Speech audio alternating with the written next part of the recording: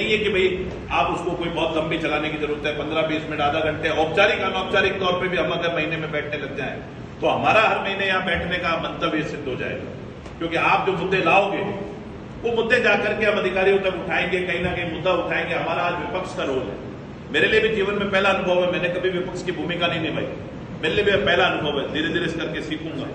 पर आप जानते हो कि मैंने आपके बेटे और भाई के तौर पे जब सत्ता पक्ष में रहते हुए काम करना सीखा तो आप लोगों के मार्गदर्शन में मैं निश्चित तौर पे विपक्ष का काम भी सीख जाऊंगा और बहुत अच्छी तरह से करूंगा, आप चिंता मत करो। और मेरे विरोधी भी जानते हैं कि अगर सुदर्शन सिंह यहाँ मैदान में बैठा है तो आने वाले दिनों में कोई आंदोलन बड़ा होगा, आने वाले दिनों में कोई ना कोई बड़ी घटना होगी, क्योंकि हम गलत काम तो करने नहीं देंगे। और मैं कह रहा हूं कि आप बीजेपी सरकार की नाकामयाबियों को उठाओ, जो फेलियर हो रहे हैं। कांग्रेस की सरकार के टाइम पे जो अशोक गहलोत जी ने जो जनहित योजनाएं चलाई थी उनको खत्म कर दिया, बंद कर दिया, उसके बारे में आप गांव ढाणी में चर्चा चलाओ। हर गांव में आदमी को ढाणी में जाके बोलो भैया वोट दिया था ना आपने बीजेपी को, क्या हुआ, काम कौन कराएगा। आज बीजेपी का मुख्यमंत्री एक तरह से पर्ची सरकार चल रही है राजस्थान में, कोई देखने वाला नहीं, कोई पूछने वाला नहीं। हमारे यहाँ पे विधायक गायब नदारद, मेरे बहुत ज्यादा हिलाने के बाद जो मैंने 16 तारीख को भी हिला दिया, 18 को भी अपन ने हिला दिया, तो अब कोई पता लग रहा है 2-1 दिन पहले आए हैं, एक दो जगह दर्शन दिए। तो 365 गांवों में लोग इंतजार कर रहे हैं। माननीय विधायक महोदय हरि सिंह जी, आपका अभी भी मैं कह रहा हूं, जाओ 365 गांव में, क्यों नहीं जा रहे हो आप, क्या शर्म आ रही है आपको, 32,000 वोटों से चुनाव जीते हो, पर नहीं।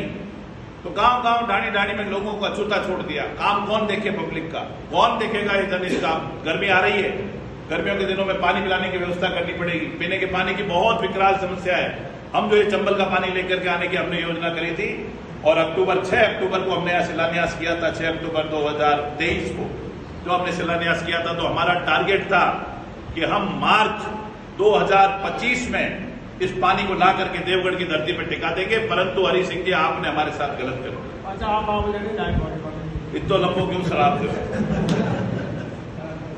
ऐसा है कि अगर ये पानी नहीं आएगा तो भीम की जनता प्यासी मर जाएगी।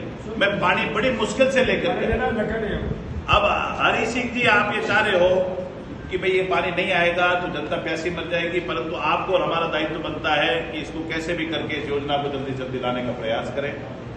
और डेवलपमेंट की जहां तक बात करते हैं, चाहे किसी भी व्यक्ति ने आकर के मेरे को काम कहा, और मेरे से कभी कभार नारायण सिंह जी और प्रकाश जी नाराज भी होते थे कि आप बिना देखे काम कर देते हो, कौन आदमी आता है, किसी का देखते नहीं हो, कौन बीजेपी का है, कौन कांग्रेस का है।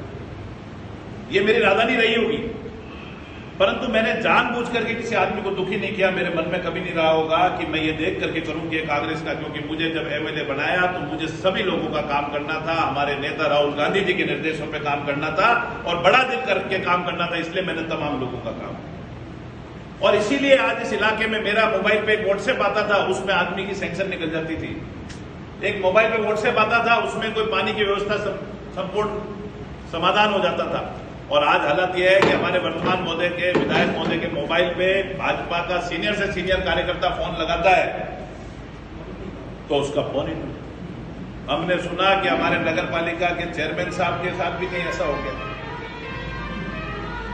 वो भी कहीं कह रहे थे दबी जुबान में कि मैंने भी फोन लगाया, मेरा फोन भी नहीं। तो मतलब हालात ये है, वो क्या हमारे कब्जा किया हुआ भीम ने, कब्जा करना तो इनकी नीति में है। एक मदन मोहन कौन है, एक जो कब्जा किया हुआ है। तो ये सारी चीजें आप लोगों को, हम लोगों को उठानी पड़ेगी। और मैं ये कहना चाहूंगा कि जो डेवलपमेंट हमने किया उसको आप गांव ढाणी में कंपैरिजन कराओ, पिपली में आप लोग कराओ कि साहब हमारे टाइम पे क्या काम हुआ और अब पिछले 1.5 साल में क्या काम हुआ। एक ईंट की स्वीकृति नहीं निकली, एक ईंट लाने की स्वीकृति नहीं निकली। और मैं तो मेरे गांव का बताता हूं, नारायण सिंह जी, जो नंदावट गांव है मेरा, वहां पे जो शमशान घाट है नरुका साहब, उस शमशान घाट पे एक जमाने में हरि सिंह जी के परिवार में कोई डेथ हुई। तो जब डेथ हुई उनकी माता श्री की, तब या पिताजी की डेथ में, तब उस समय हरि सिंह जी को आकर के जो राजसमंद के कलेक्टर थे उन्होंने कहा कि ये तुम्हारा शमशान घाट है। इतना उबड़ खाबड़ स्थिति में था डूंगर सिंह साहब।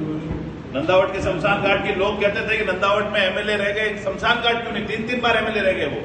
अभी आज वो शमशान घाट आप जाकर के देखो, हमने उसको भी बनवाने का काम हमने किया, हरी सिंह जी ने काम करने की, मकान के आगे भी काम किया। तो मेरा कहने का मतलब यह है कि हम डेवलपमेंट का कंपैरिजन पहुंचाएंगे नहीं जब तक कुछ नहीं होगा।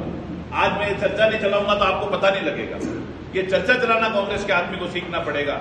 भारतीय जनता पार्टी के लोगों से कुछ चीज हमको सीखनी भी पड़ी।